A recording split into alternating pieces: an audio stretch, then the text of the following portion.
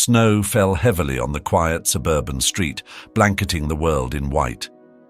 The only sound cutting through the silence was the crunch of hurried footsteps. A small girl in a red coat, clutching a tattered box to her chest, her breath visible in the icy air. She waved frantically as a yellow taxi approached. "Please, sir," she begged as she climbed into the back seat, her voice trembling. "I have to get to the hospital. My sister needs me." The driver, a grizzled man with weary eyes, glanced at her through the rearview mirror. "You got money for this ride?" The girl hesitated, clutching the box tighter. "I'll pay you when we get there." I promise. His face hardened. "Promises don't pay the bills, kid." The cab came to an abrupt stop. "Out!" Her small figure stood frozen in the storm as the taxi disappeared into the swirling snow. The girl's desperate cries faded into the night. She pressed forward through the icy wind, her determination unwavering. But deep in the shadows of the snow-covered streets, danger lurked. "Hey, little girl!" a gruff voice called out. Two figures emerged from the darkness, their faces hidden by scarves. "What's in the box? Hand it over." "No!" she shouted, stepping back. "It's for my sister!" One of the men lunged toward her, but a sudden voice boomed through the storm. "Leave her alone!" The two men turned, startled. The taxi driver stood there, his fists clenched, anger burning in his eyes.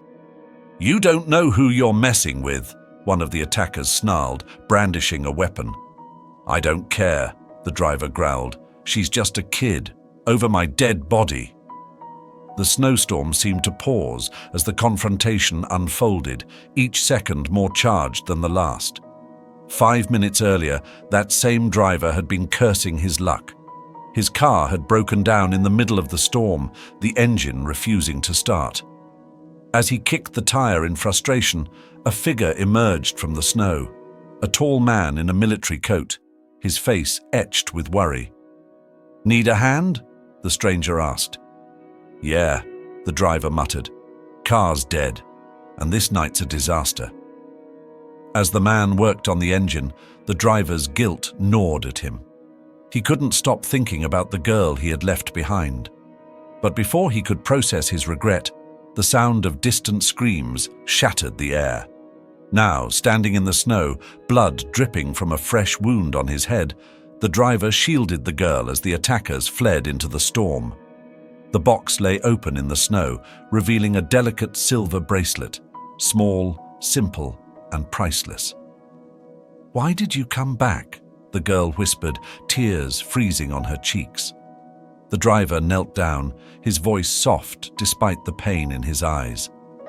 "Because no one deserves to be left behind." How did a hardened taxi driver find himself risking everything for a child he barely knew? What was in that box, and why was it so important? And what happened next to turn this night into a Christmas miracle? Stay with us to uncover the twists, the heartbreak, and the redemption that unfolded on this fateful Christmas night.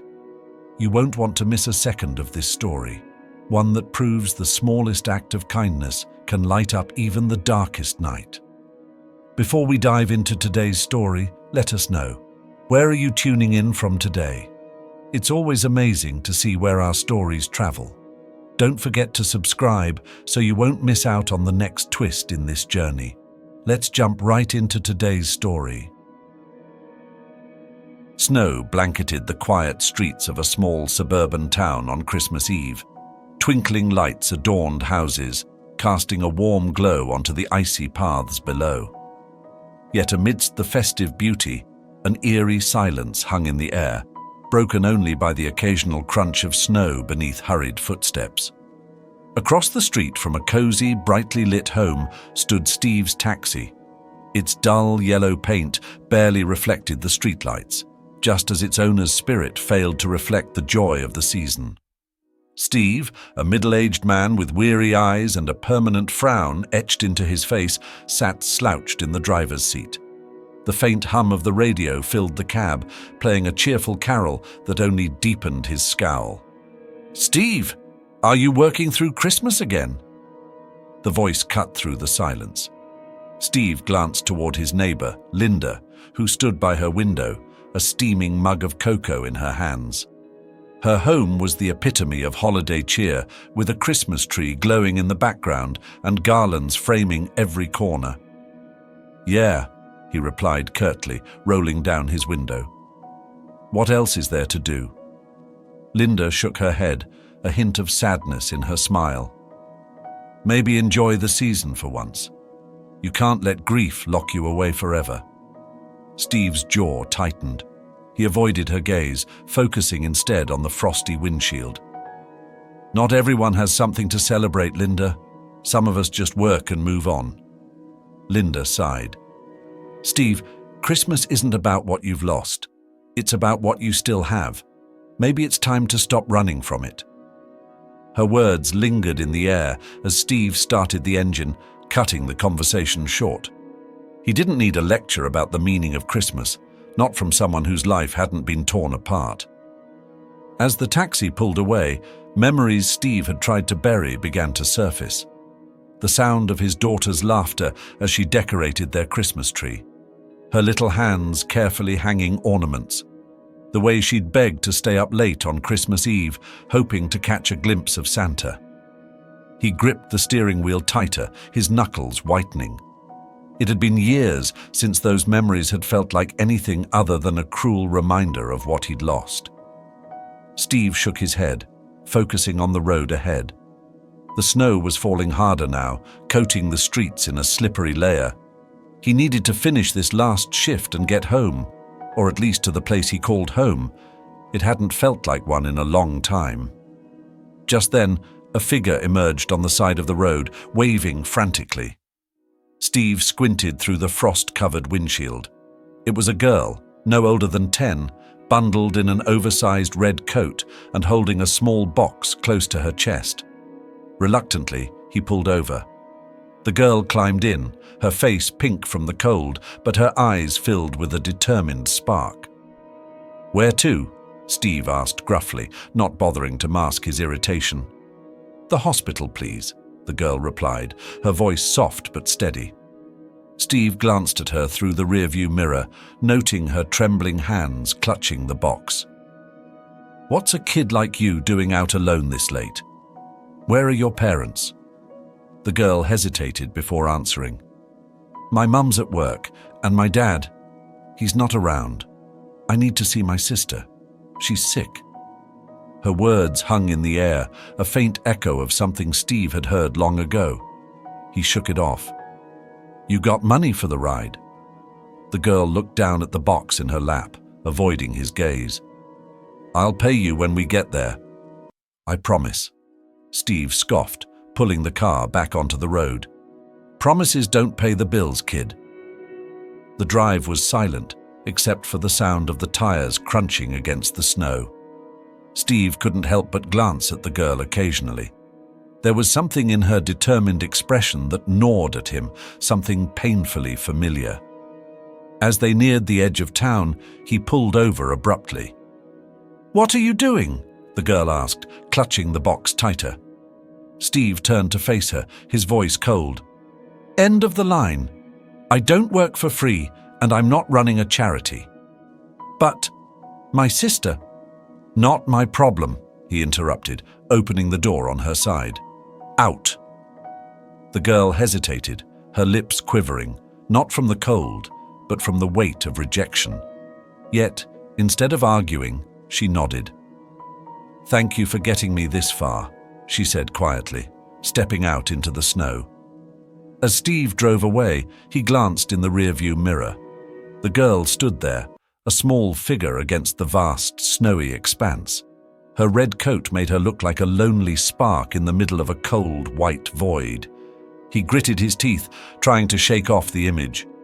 But no matter how hard he tried, the sight of her wouldn't leave his mind. Back at home, Linda watched from her window, shaking her head as Steve's taxi disappeared into the night. "Steve," she murmured to herself, "when will you let your heart feel again?" The taxi's engine hummed as Steve drove through the snow-covered streets, his mind wandering back to the girl he'd left behind.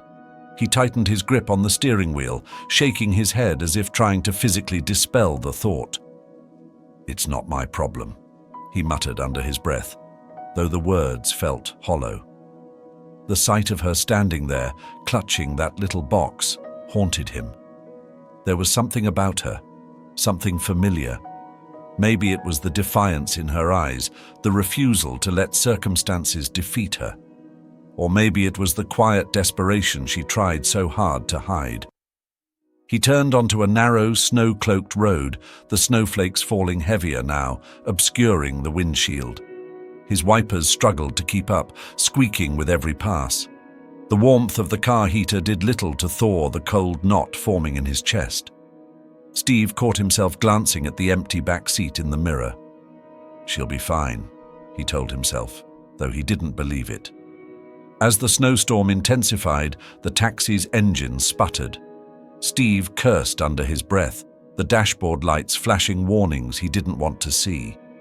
He pulled over to the side of the road, smoke rising faintly from under the hood. "Great, just great," he muttered, stepping out into the biting wind.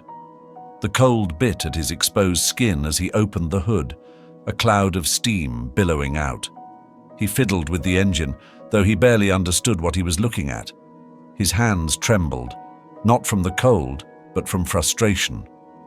A pair of headlights appeared in the distance, cutting through the snow. Steve waved his arms, hoping for help. The vehicle slowed, its large tires crunching through the snow, and a tall man stepped out. "Need a hand?" the man asked, his deep voice steady despite the storm. Steve hesitated before nodding. "Yeah, car broke down. You know anything about engines?" The man walked over, brushing snow from his coat to reveal a small patch sewn onto his sleeve, a military insignia. He reached into the engine, his large hands moving with practiced precision. "I'm John," the man said, not looking up from the engine. "Rough night, huh?" Steve huffed. "You could say that." John smirked. "Christmas Eve in a storm like this? Feels like something out of a bad movie."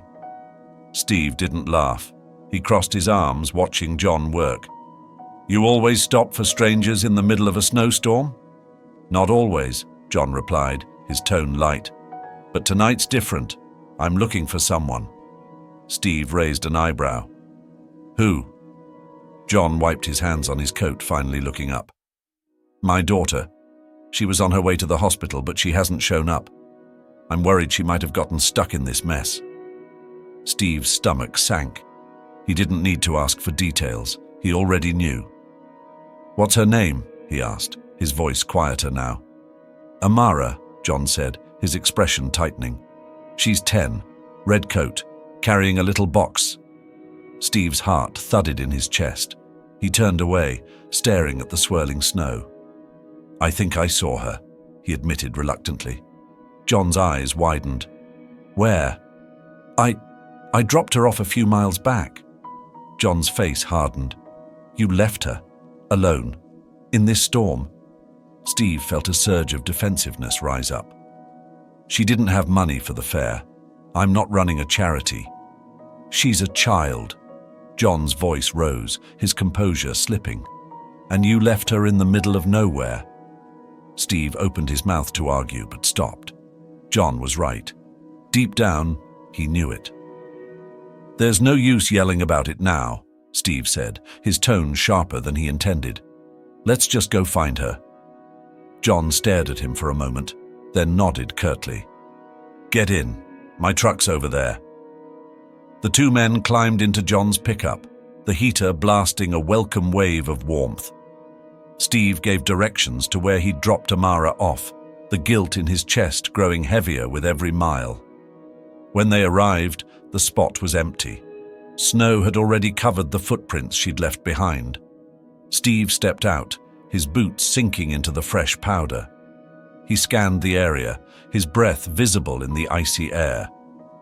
"She can't have gone far," John said, his voice tight with worry.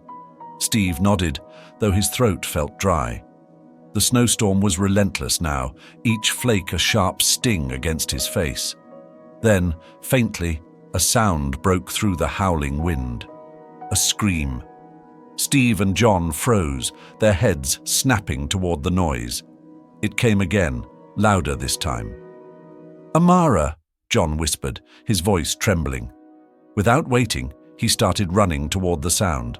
Steve followed, the snow crunching under his boots as they pushed through the storm. In the distance, they spotted a small figure surrounded by two larger shadows. Amara. A surge of adrenaline hit Steve as he saw the scene unfold. One of the men grabbed at Amara while the other blocked her escape. "Let her go!" John roared, his voice cutting through the wind like a whip. The men turned, startled, but didn't release their hold on the girl. "This doesn't concern you," one of them snarled, stepping forward menacingly. Steve didn't wait. For the first time in years, he acted on instinct, not for himself, but for someone else. He charged forward, fists clenched, his anger outweighing his fear. John tackled one of the men to the ground, his military training evident in every move. Steve, less skilled but no less determined, grabbed the other, struggling to pull him away from Amara. "Run!" Steve shouted to her. "Go!" But Amara didn't move. She stood frozen, clutching her box as if it were her lifeline. In the chaos, one of the men swung a wooden stick, striking Steve across the head. He stumbled, blood dripping onto the snow. "Steve!" John yelled, but he couldn't break away from his own fight.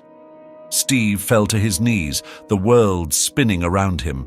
But through the haze of pain, he saw Amara drop her box and rush to his side.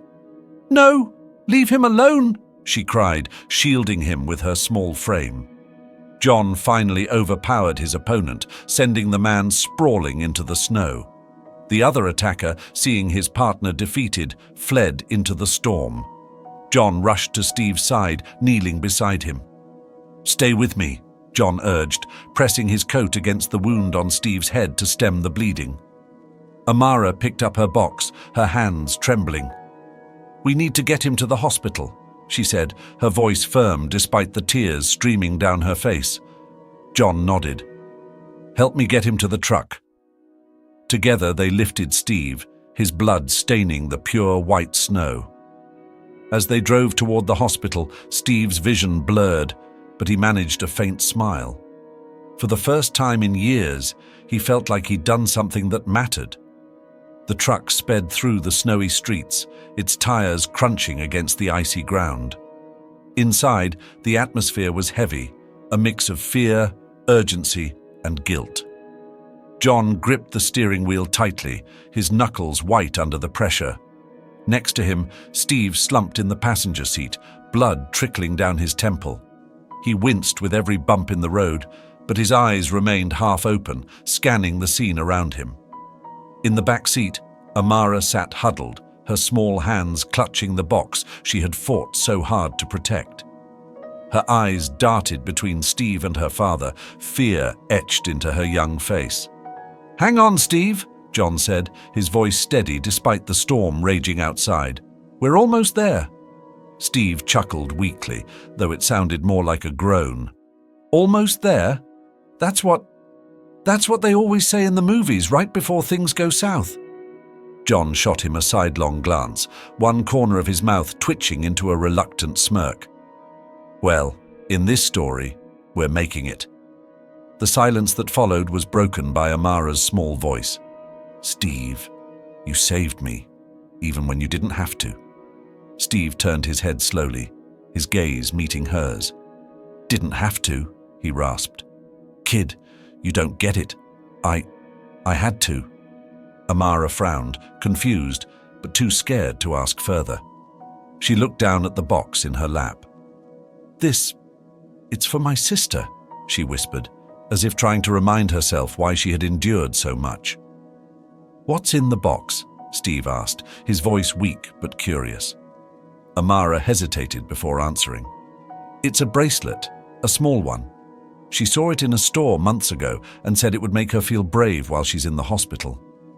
Steve blinked, his chest tightening at her words. John chimed in, his tone softer now. Emma's been fighting leukemia for a while.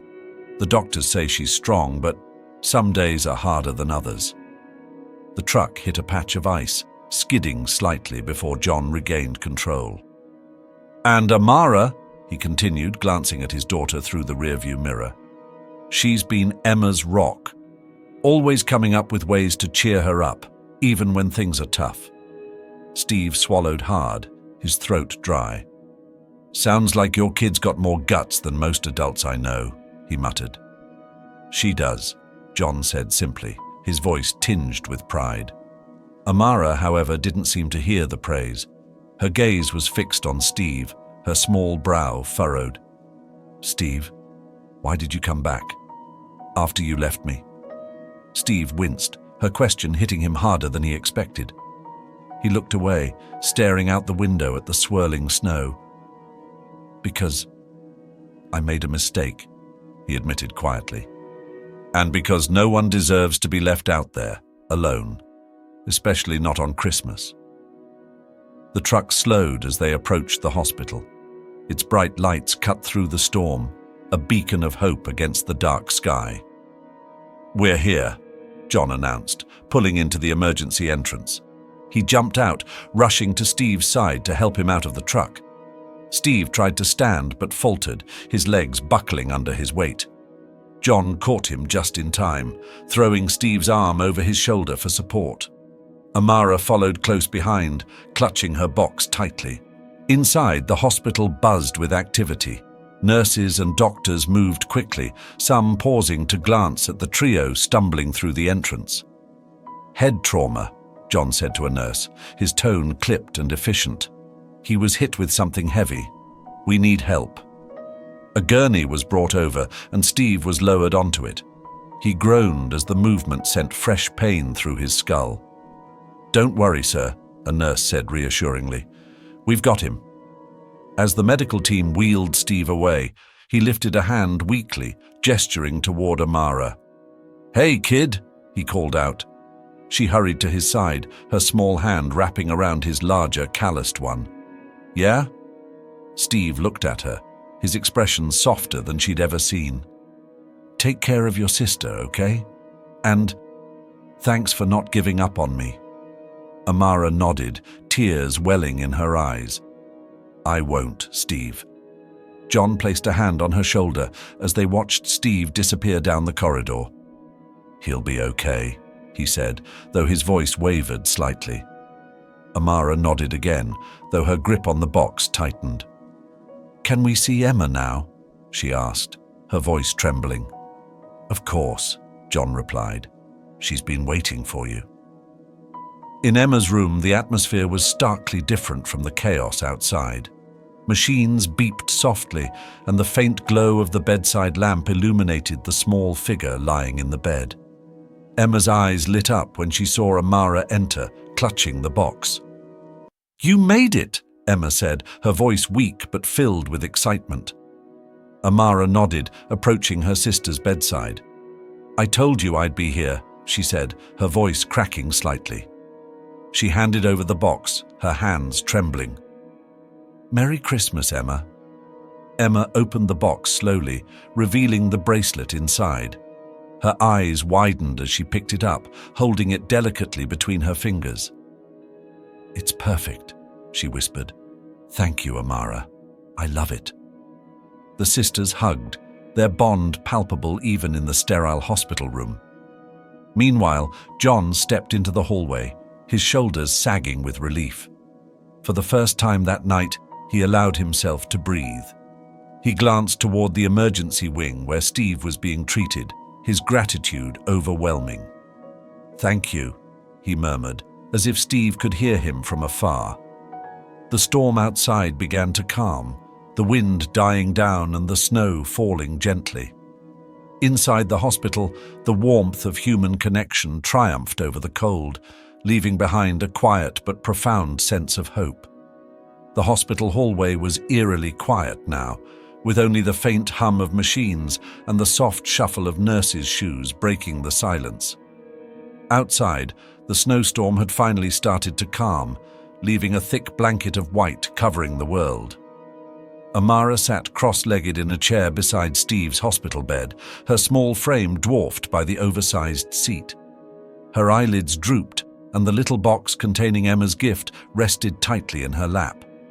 Steve stirred, his eyes fluttering open to the fluorescent lights above.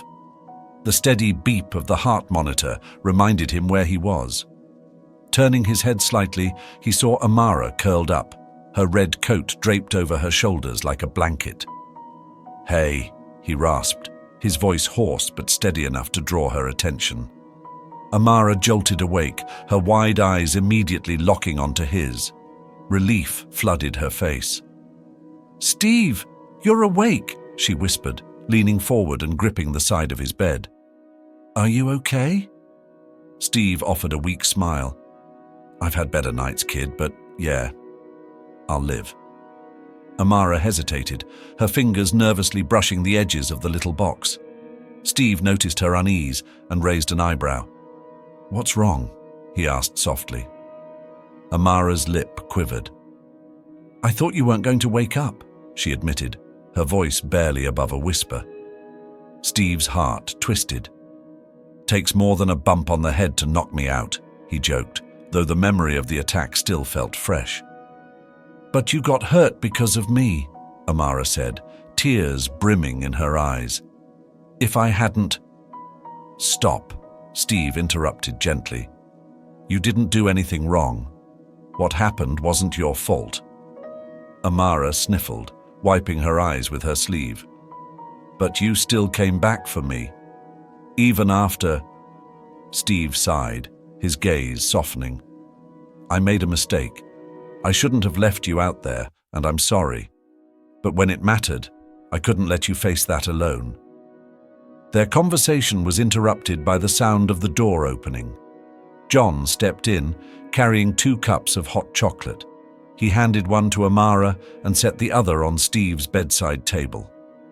"You two look like you're plotting something," John teased, a small smile on his face. Amara giggled, holding up the little box. "I was just about to show Steve what's inside." John raised an eyebrow, leaning against the wall. "Go on then. Let's see it." Amara carefully opened the box, revealing the delicate silver bracelet inside. Its tiny beads glimmered faintly under the hospital lights, and a small heart-shaped charm dangled at the center. "This is for Emma," Amara explained, her voice swelling with pride. "She said it has magic, that it'll make her feel stronger." Steve stared at the bracelet, his expression unreadable. Finally, he said, "It's beautiful. Your sister's lucky to have you looking out for her." Amara's cheeks flushed, a shy smile spreading across her face. John cleared his throat, his gaze shifting between the two of them. "Emma's been asking for you, Amara. She's awake now." Amara's eyes lit up. "Can I go see her?" John nodded, holding out his hand. "Let's go. I think she's been waiting long enough." Amara hesitated, looking back at Steve. "Will you be okay?" Steve gave her a reassuring nod. "Go see your sister, kid. I'll be right here when you get back." With one last glance at him, Amara followed her father out of the room, clutching the little box tightly. As the door closed, Steve let out a long breath, sinking further into the hospital bed. The silence of the room was comforting but heavy. Memories of his daughter crept into his thoughts, her laughter, her stubborn determination, her unwavering belief in him. He hadn't allowed himself to think about her like this in years. The pain had been too much, the weight of loss too unbearable. But now it felt different. Amara's words lingered in his mind. "You came back. That's what matters." He blinked back the sting in his eyes, a small, bittersweet smile tugging at his lips. In Emma's hospital room, Amara carefully approached the bed, her heart pounding. Emma's frail frame seemed even smaller beneath the crisp white sheets, but her eyes lit up the moment she saw her sister. "Amara," Emma whispered, her voice weak but warm. "Hi, Emmy. Amara said, her voice trembling as she sat beside her. She opened the box, holding it out for Emma to see. "This is for you," Amara said softly, placing the bracelet in her sister's outstretched hand. "It's going to make you strong, just like you said." Emma's fingers brushed the cool beads and tears filled her eyes. "It's perfect," she said, her voice breaking. "Thank you, Amara." John watched from the doorway, his chest tightening as he witnessed the love between his daughters. For the first time in weeks, hope flickered in his heart. Back in his room, Steve woke to find John standing by the window, looking out at the snowy landscape. "You're still here?" Steve asked groggily. John turned, a small smile tugging at the corner of his lips. "Figured someone should keep an eye on you." Steve chuckled weakly. "Not much chance of me sneaking out." John walked over and pulled up a chair. "I wanted to say thank you for protecting my daughter." Steve shook his head. "I'm the one who should be thanking her. She reminded me that I'm not as heartless as I thought." John smirked. "Family does that to you, even the ones you don't expect." As the snow continued to fall outside, Steve felt something shift within him. For the first time in years, he didn't feel alone. And as Amara's laughter echoed faintly down the hall, he realized he didn't want to be. The snowstorm had finally passed, leaving a serene blanket of white over the world outside.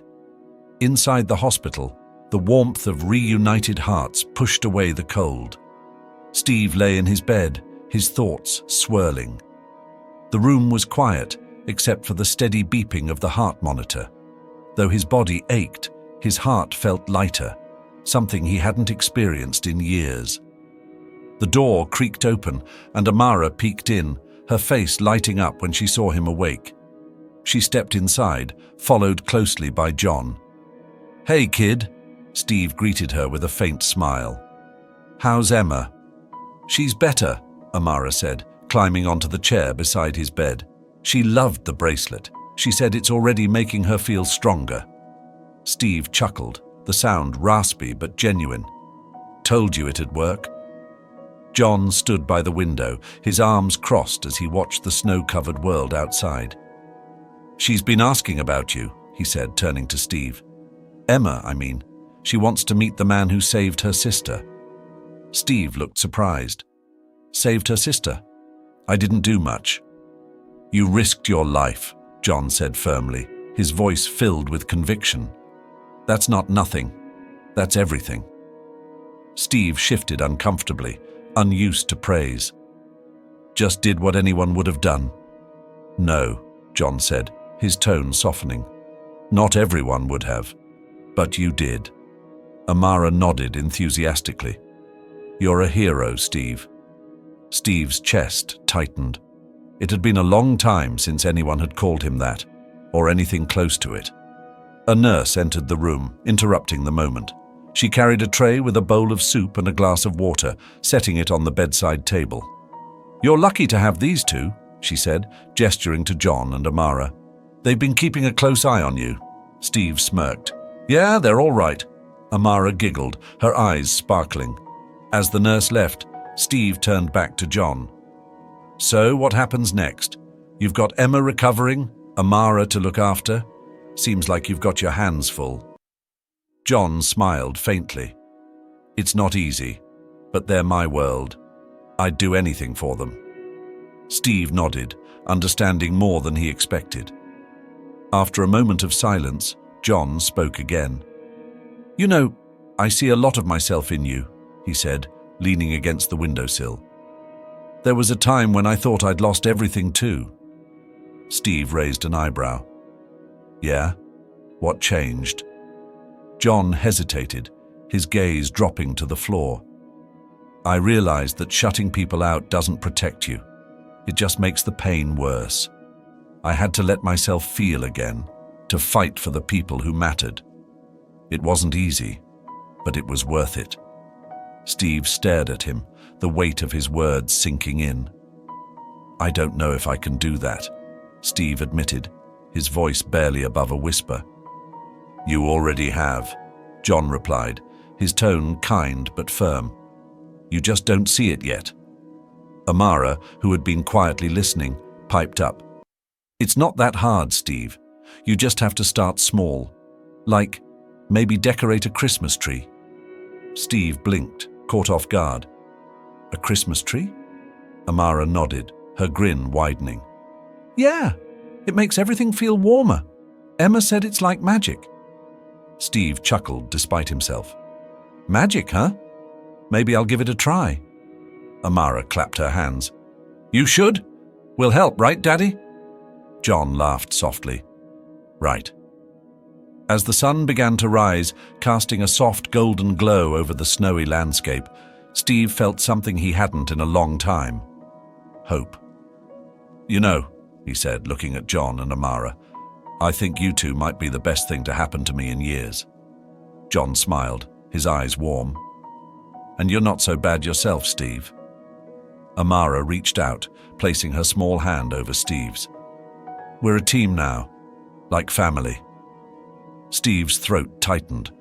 The word family had felt like a ghost for so long, but hearing it now, it felt real. Yeah, he said quietly. Like family. The next morning, sunlight streamed through the hospital room window, reflecting off the snow-covered landscape outside. The storm had passed, leaving a sense of calm in its wake. Inside the room, Steve slowly sat up, wincing at the ache in his head. His movements were slow, but for the first time in years, his heart felt lighter. He glanced at the bedside table, where the little silver bracelet sat next to a cup of cold water. The sight of it brought a faint smile to his lips. The door creaked open, and Amara peeked inside, her face lighting up when she saw him awake. She bounded into the room, holding a plastic bag in her hands. Good morning, Steve, she said brightly, setting the bag on the bed. Steve smirked. Morning, kid. What's in the bag? Amara grinned mischievously. It's a surprise. She pulled out a miniature Christmas tree, barely a foot tall, along with a few ornaments and a strand of tiny string lights. Steve raised an eyebrow. What's this for? Your room's too boring, Amara declared. You need some Christmas cheer. Steve watched as Amara set the little tree on the bedside table. She carefully unwrapped each ornament, placing them on the tiny branches with a precision that made Steve chuckle. You're serious about this, huh? He asked. Of course, Amara said, her tone matter-of-fact. Emma says Christmas trees make everything feel magical, and I think you need some magic. Steve shook his head, a soft laugh escaping him. You're something else, kid. As Amara plugged in the lights, the tree came to life, casting a warm, gentle glow. Steve stared at it, the soft twinkle of the lights stirring something deep inside him. A knock at the door interrupted the moment. John stepped in, holding Emma in his arms. The little girl's face lit up when she saw Steve, and she waved shyly. Hi, Mr. Steve, Emma said, her voice soft but cheerful. Steve's smile widened. Hi, Emma. How are you feeling? Better, Emma replied, her eyes darting to the tiny Christmas tree. Is that your tree? Steve glanced at Amara, who grinned proudly. Yeah, it's mine. Your sister set it up for me. Emma's face brightened. It's so pretty. John set Emma down on the chair beside Steve's bed. She held out her wrist, showing off the silver bracelet Amara had given her. Look, she said. Amara's magic bracelet is working. I feel stronger already. Steve's throat tightened at her words. It's a good bracelet, he said softly, and you've got a pretty great sister to give it to you. As Emma chatted with Amara, Steve reached into the drawer of his bedside table. He pulled out his wallet and thumbed through the bills inside. John, he said, his voice low. Can I talk to you for a second? John stepped closer, curious. What's up? Steve handed him the cash. It's not much, but I want you to take this, for Emma, for whatever she needs. John stared at the money, his expression unreadable. Steve, he began, You don't have to. I want to, Steve interrupted. This isn't just about me, your family. You've shown me what it means to care about something again. Let me do this. John hesitated before taking the money, his grip firm, but his eyes filled with gratitude. Thank you, he said quietly. As the day went on, the hospital room became a hub of warmth and laughter. Linda stopped by, bringing a plate of cookies and a bright red poinsettia. I figured you could use a little more Christmas spirit, she said, placing the plant on the windowsill. Steve smirked. I'm starting to think you all planned this. Linda grinned. Maybe. Or maybe it's just that you deserve it. Later that afternoon, a nurse entered the room with a small envelope in her hand. Steve, this just arrived for you, she said, handing it over. Steve opened the envelope, pulling out a card. Inside was a handwritten note. Dear Steve, we saw the video of you protecting Amara. Your bravery reminds us of what Christmas is truly about. Thank you for your courage and kindness. You're an inspiration to us all. The Neighborhood Association. Steve stared at the note, his throat tightening. Along with the card was a small gift certificate to a local restaurant, along with a handwritten list of names, neighbors who had pitched in to show their gratitude. You're famous now, John teased, grinning. Steve shook his head, a faint smile playing on his lips. I'm just a guy trying to figure things out. That evening, Steve sat in his room, watching as the snow began to fall again. Amara and Emma had gone back to their room for the night, but the warmth of their presence lingered. The tiny Christmas tree on his bedside table twinkled softly, its light casting gentle shadows on the walls. For the first time in years, Steve didn't feel alone. John stepped in, holding 2 cups of coffee. He handed one to Steve and took a seat by the window. Big day, John remarked, sipping his coffee. Steve nodded. Yeah, big day. The 2 men sat in comfortable silence for a moment before Steve spoke again. Thanks for letting me be a part of this, he said quietly. Your family. It's something special. John smiled, his gaze fixed on the falling snow. You're part of it now, Steve. Like I said before, family isn't just blood.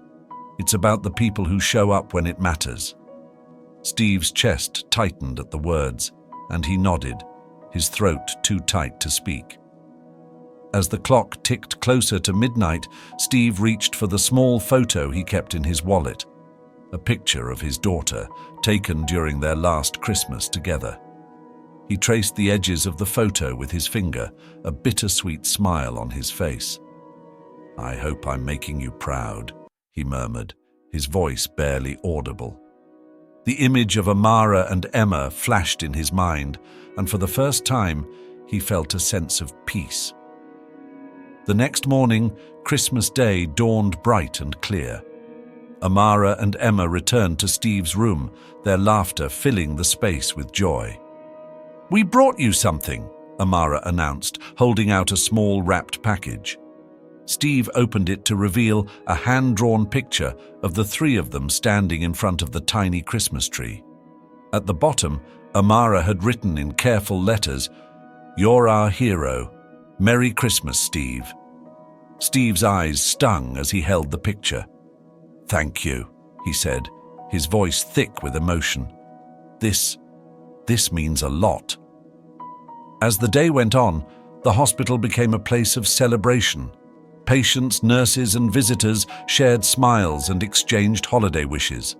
Steve, once a man closed off from the world, found himself surrounded by warmth and connection.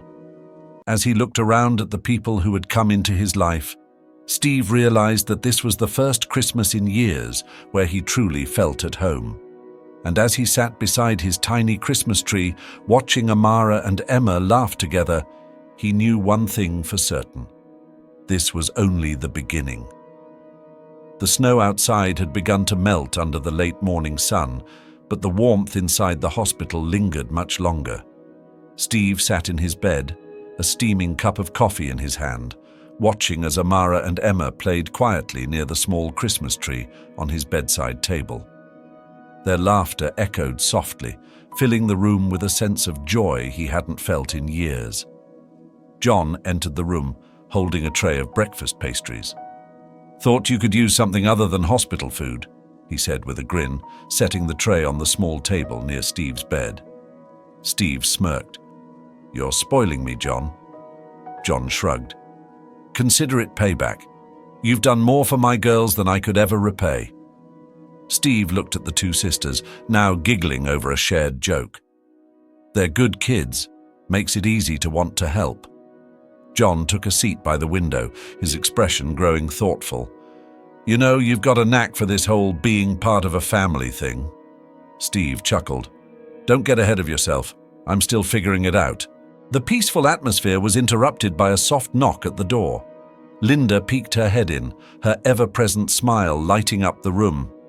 "Am I interrupting?" she asked, stepping inside with a box wrapped in shiny red paper. "Linda!"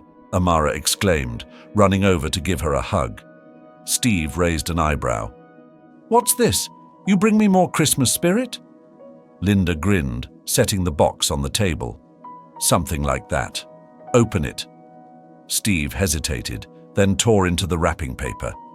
Inside was a small scrapbook, its cover adorned with the words, "The Best of Us," in bold, handwritten letters. He opened it to find photos of his neighbors, each accompanied by heartfelt notes thanking him for his bravery. One note read, "Steve, your courage reminded me of what it means to stand up for what's right. Thank you for being an inspiration this Christmas." Another said, "We're lucky to have someone like you in our community. Merry Christmas, Steve." Steve's eyes misted over as he flipped through the pages. "You didn't have to do this," he said softly, his voice thick with emotion. Linda placed a hand on his shoulder. "We wanted to. You deserve to know how much you mean to all of us." That evening, after John and the girls left for a family dinner at the hospital cafeteria, Steve sat alone with the scrapbook on his lap. The room was quiet, save for the faint hum of the heart monitor. He flipped to the last page of the scrapbook, where Linda had written a personal note. "Steve, the past doesn't define you. The choices you've made today show the man you truly are. Keep moving forward. You're not alone anymore." Steve stared at the words, the weight of his past pressing heavily on his chest. Memories of his daughter filled his mind, her laughter, her bright smile, the way she'd cling to him every Christmas morning. But then came the darker memories, the guilt, the helplessness, the years he'd spent shutting out the world. He reached for his wallet and pulled out the small photo he always carried. His daughter sitting beneath their Christmas tree, her face glowing with happiness. "I'm sorry," he whispered, his voice breaking. "I didn't know how to move on. I didn't know how to keep going without you." Later that night, John returned to the room, finding Steve staring at the tiny Christmas tree on his bedside table. "You all right?"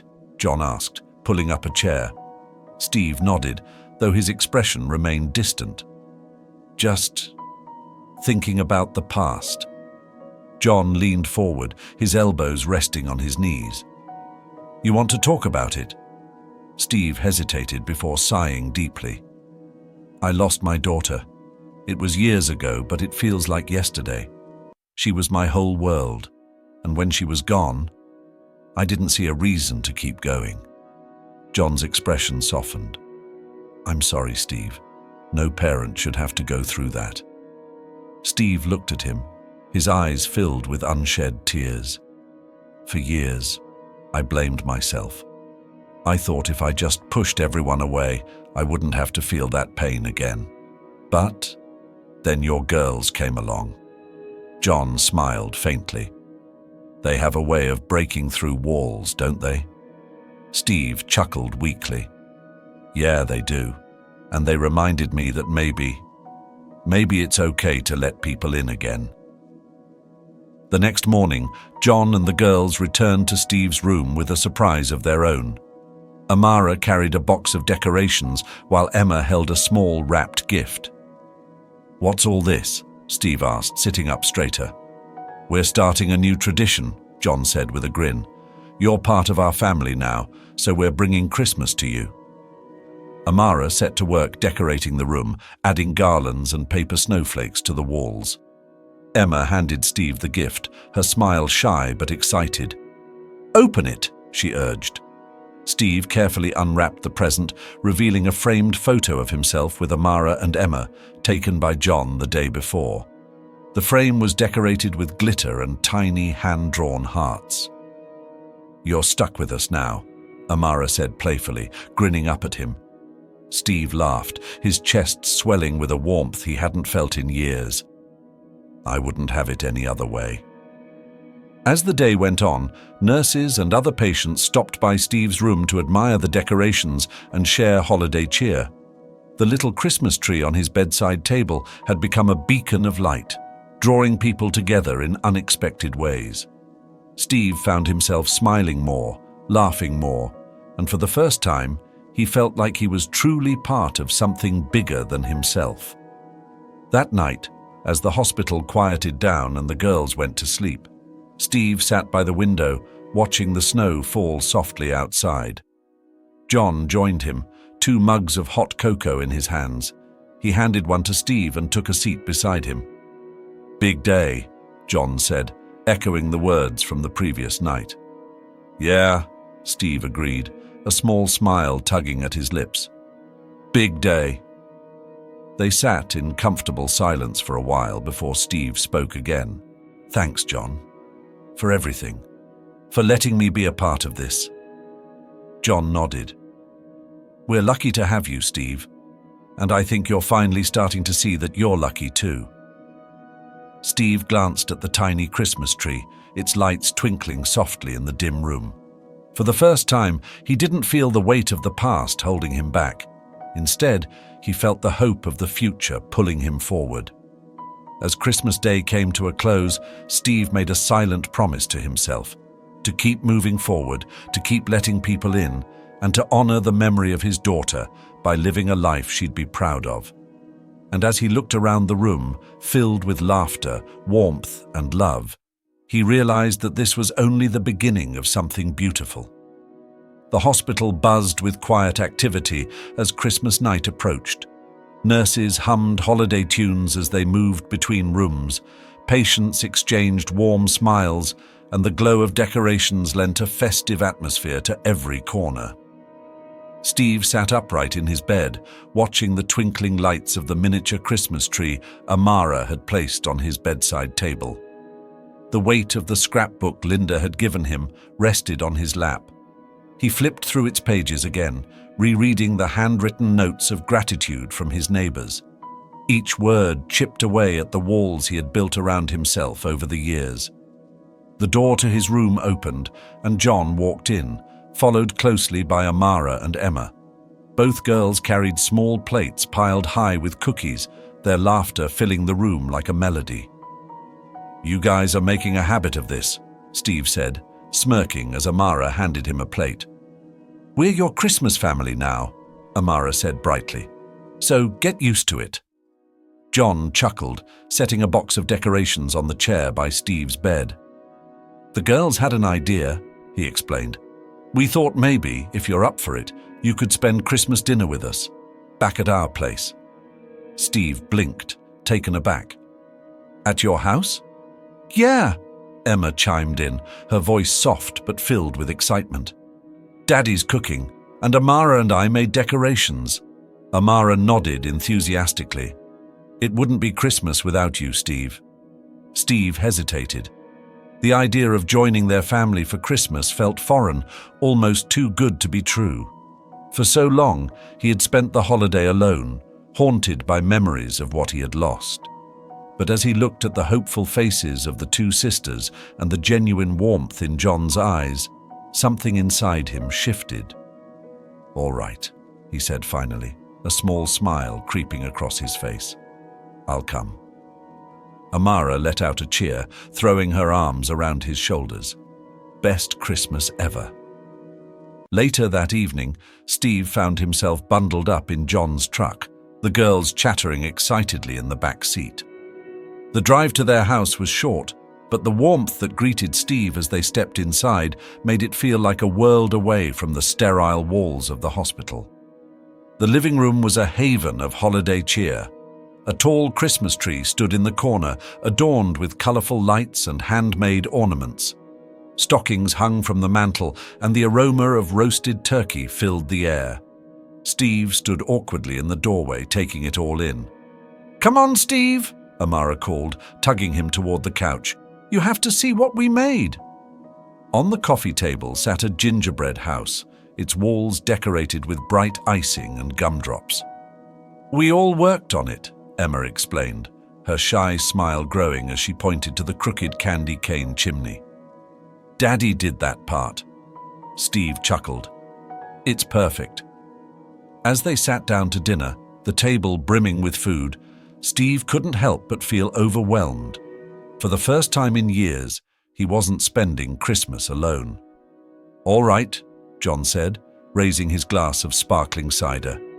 "Before we eat, I think it's only right to say something. This year has been unexpected, to say the least. But it's also reminded me of what's truly important: family, love, and the people who stand by you when it matters most." He turned to Steve, his expression earnest. "Steve, you've become part of our family, and we're grateful to have you here. Merry Christmas." Steve swallowed hard, his throat tight with emotion. "Thank you," he said softly, "for everything, for making me feel at home." After dinner, the girls pulled Steve toward the tree, giggling as they handed him a brightly wrapped box. "What's this?" Steve asked, eyeing the package with suspicion. "Open it," Amara urged, bouncing on her toes. Steve carefully unwrapped the gift, revealing a framed photo of the entire group taken at the hospital. The frame was decorated with glitter and small hand-drawn stars, and at the bottom, in Amara's neat handwriting, were the words, "Our family." Steve stared at the picture, his vision blurring as tears welled up in his eyes. "You like it?" Emma asked nervously. Steve nodded, his voice thick with emotion. "I love it. Thank you." Later, as the evening wound down and the girls fell asleep on the couch, Steve found himself sitting by the Christmas tree, the photo frame still in his hands. The soft glow of the lights cast a warm hue over the room, and for the first time in years, Steve felt truly at peace. John joined him, handing him a mug of cocoa. "Big day," John said, echoing the words they had shared in the hospital. "Yeah," Steve agreed, a faint smile tugging at his lips. "Big day." They sat in comfortable silence for a while before Steve spoke again. "You know," he began, "I didn't think I'd ever have this again. A family. A home." John nodded, his gaze thoughtful. "Sometimes the best things in life come when you least expect them." Steve looked at the sleeping girls, their faces serene in the glow of the Christmas lights. "They're lucky to have you," he said. "And we're lucky to have you," John replied. As the clock struck midnight, Steve stepped outside for a moment, letting the cool night air wash over him. The snow had stopped falling, and the stars sparkled brightly in the clear sky. He reached into his pocket and pulled out the photo of his daughter, the edges worn from years of being carried everywhere he went. Looking up at the sky, he whispered, "Merry Christmas, sweetheart. I hope I'm making you proud." A shooting star streaked across the sky, and for the first time in years, Steve allowed himself to believe in the possibility of miracles. Back inside, John was placing a blanket over the girls when Steve re-entered the room. "Come on," John said, nodding toward the couch. "You can stay here tonight. The girls would want you to." Steve hesitated for a moment before nodding. "Yeah, I'd like that." As he settled into the armchair near the tree, Steve felt a sense of belonging he hadn't experienced in years. This was home now. And as he drifted off to sleep, the soft glow of the Christmas lights surrounding him, Steve knew one thing for certain. This Christmas wasn't just about finding a family. It was about finding himself again. The first rays of sunlight filtered through the frosted windows, casting a golden glow over the small living room. The air still carried the scent of roasted turkey and cinnamon from the night before.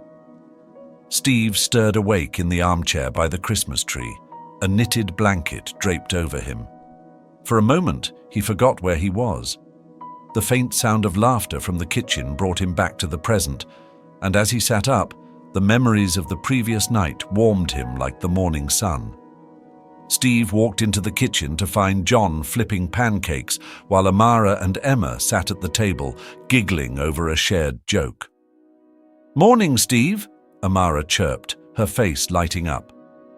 "Morning, kid," Steve replied, a small smile tugging at the corners of his lips. Emma held up a plate with a single, slightly burned pancake. "Daddy's trying to cook. Want one?" Steve chuckled, taking the plate and sitting down. "Thanks, Emma. Looks like your dad's got some skills." John turned from the stove, a spatula in hand. "Hey, I'll have you know this is gourmet-level stuff." Amara rolled her eyes dramatically. "Sure, Dad. Whatever you say." The room filled with laughter, and for the first time in years, Steve felt like he was part of something whole. Just as they were finishing breakfast, the doorbell rang. Amara dashed to answer it, returning moments later with Linda, who carried a basket filled with fresh-baked muffins. "Merry Christmas, everyone," she said, setting the basket on the table. "Merry Christmas, Linda," the girls chimed in unison. Linda turned to Steve, her expression warm. "How's the new recruit to the family?" Steve smirked. "Still figuring out how to fit in, but they're making it easy." Linda placed a hand on his shoulder. "You're doing just fine, Steve. Better than fine, actually." As the morning unfolded, neighbors began stopping by the house to drop off holiday greetings and small gifts. Steve noticed how each visitor seemed to know John, Amara, and Emma personally, exchanging inside jokes and heartfelt wishes. "You've built something special here," Steve said to John as the latest visitor left. John nodded, his gaze thoughtful. "It didn't happen overnight, but kindness has a way of spreading, doesn't it?" Steve's thoughts drifted to the scrapbook Linda had given him, filled with messages from people he hadn't realized he had impacted. "Yeah," he said quietly, "it really does." In the early afternoon, Amara and Emma disappeared upstairs, returning moments later with a small, carefully wrapped package. They handed it to Steve, their faces glowing with anticipation. "This is for you," Amara said. Steve hesitated. "You didn't have to—" "Open it," Emma interrupted, bouncing on her toes. Steve carefully unwrapped the gift, revealing a leather-bound journal. The first page was filled with a message written in Amara's neat handwriting. "Dear Steve, this is for all your new stories, because we know this is just the beginning. Love, Amara and Emma." Steve stared at the words, his chest tightening. He glanced at the girls, who were watching him expectantly. "Thank you," he said softly, his voice thick with emotion. "I don't know what to say." "You don't have to say anything," Amara replied. "Just promise you'll use it." Steve nodded, a lump forming in his throat. "I will. I promise." Later that day, the family gathered around the fireplace, the warm glow of the flames dancing on their faces. John turned on the TV to check the news, but instead of the usual headlines, they were greeted by a familiar sight, a local news segment about Steve's act of bravery. The reporter spoke over footage of Steve standing protectively in front of Amara during the confrontation with the attackers.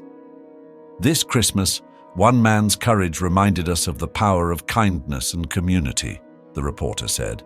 Steve stared at the screen, his face a mix of embarrassment and pride. "I didn't do it for the attention," he muttered. "We know," John said, clapping him on the shoulder. "But that doesn't mean you shouldn't be recognized." As the day wound down, Linda pulled Steve aside and handed him a sealed envelope. "What's this?" Steve asked. "It's something I found while going through old boxes," Linda explained. "I thought it might mean something to you." Steve opened the envelope carefully. Inside was a letter written in a child's handwriting, his daughter's. "Dear Daddy, I love Christmas because it's the one time of year we're all together. You always make it special, and I hope you know how much I love you. Love, your little girl." Steve's hands trembled as he read the letter, tears streaming down his face. Linda placed a comforting hand on his arm. "She'd be so proud of you," Linda said softly. Steve nodded, unable to speak. That evening, as Steve prepared to leave, Amara handed him a small box. "Open this when you get home," she said with a wink. Steve smiled, slipping the box into his coat pocket. "Thanks, kid. I will." As he walked outside, the snow began to fall again, soft flakes dusting the world in white. Steve paused, looking back at the house filled with laughter and light. For the first time in years, he didn't feel like an outsider. When Steve returned to his apartment, he opened the small box Amara had given him.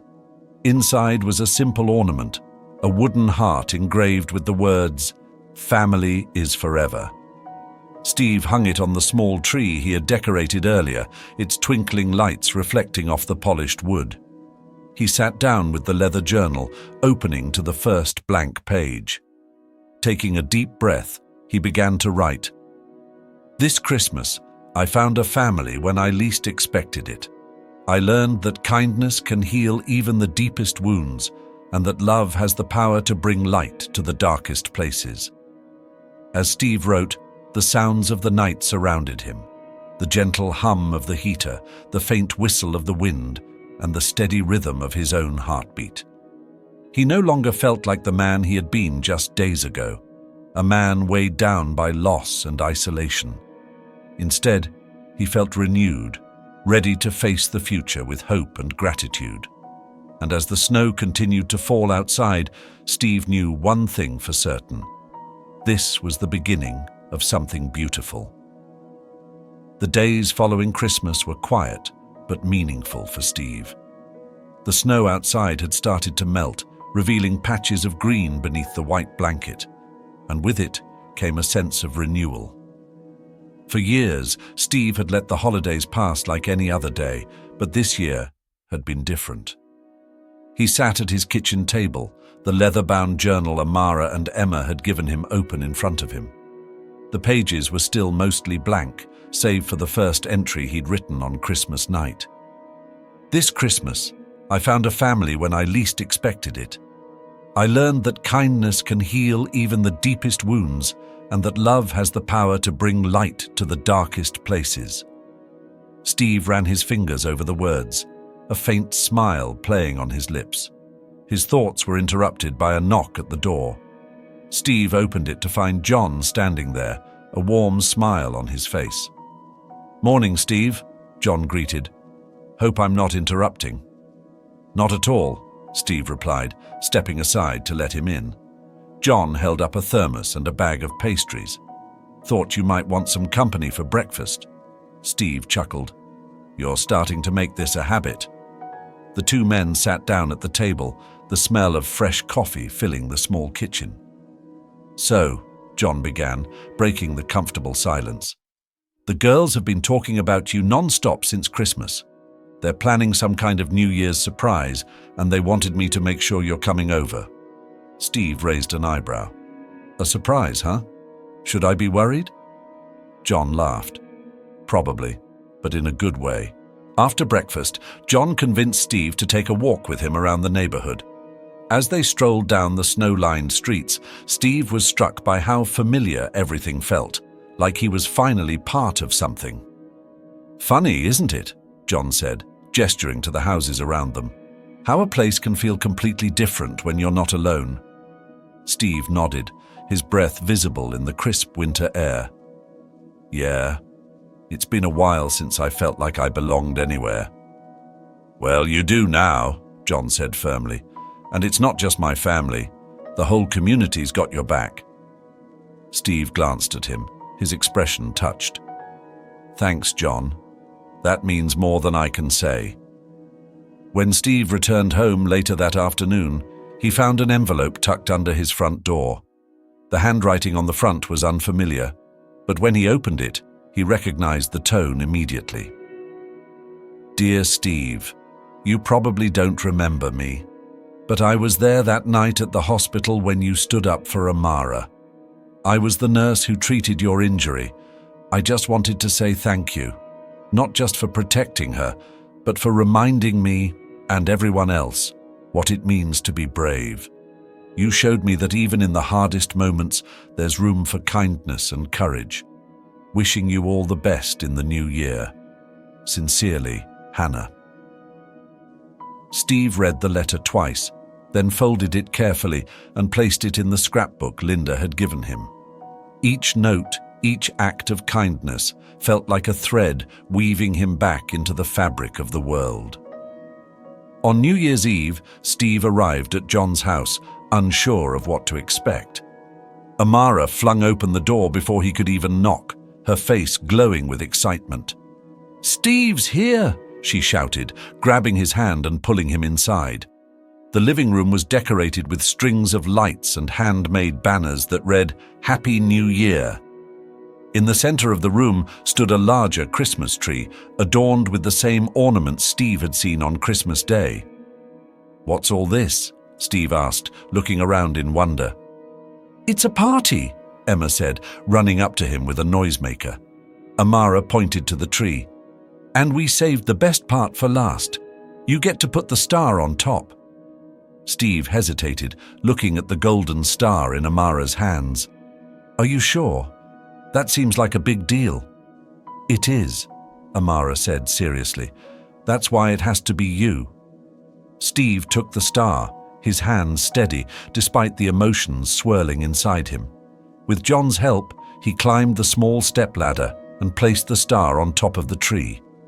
When he stepped down, the room erupted in cheers, and for the first time in a long time, Steve felt like he was exactly where he was meant to be.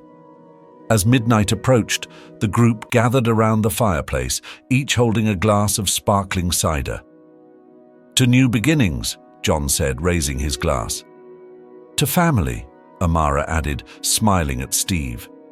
Steve raised his glass, his voice steady. "To love and kindness." The clock struck 12, and the room filled with cheers and laughter. Amara and Emma ran to the window, watching as fireworks lit up the sky.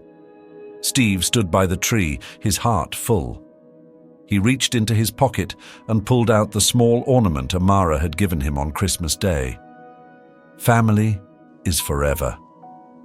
He hung it on the tree, stepping back to admire how it sparkled in the light.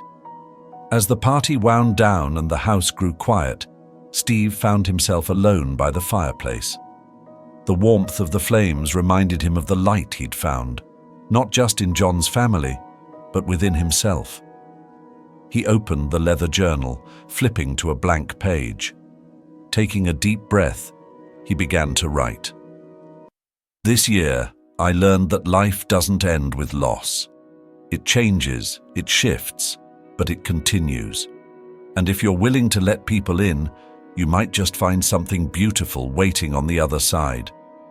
To my daughter, who I'll always carry in my heart, I hope you know that your light still shines.